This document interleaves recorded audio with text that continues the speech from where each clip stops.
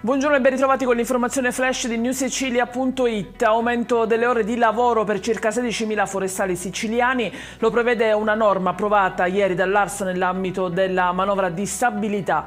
Figuccia, il deputato della Lega, si è così espresso: tutela della dignità e primo passo verso la stabilizzazione.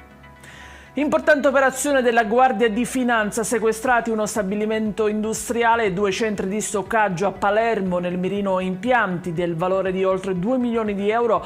Ogni giorno venivano prodotte circa 4 milioni di sigarette per un guadagno di 700.000 euro al giorno. Operazione antidroga Enna 13, le misure cautelari per spaccio di stupefacenti, coinvolti anche soggetti di Catania e Agrigento. Il principale indagato si avvaleva di familiari per procurarsi la droga da vendere, coinvolti anche minorenni che il capo chiamava cavallini. Paura ieri sera intorno alle 18 nel pieno centro di Portopalo di Capopassero, nel siracusano, a causa di una violentissima esplosione provocata probabilmente da una perdita di gas. Il boato è stato avvertito in buona parte del paese proprio mentre a pochi metri di distanza stava transitando la Fiamma Olimpica Milano Cortina 2026 accompagnata dal corteo ufficiale. 2 i feriti.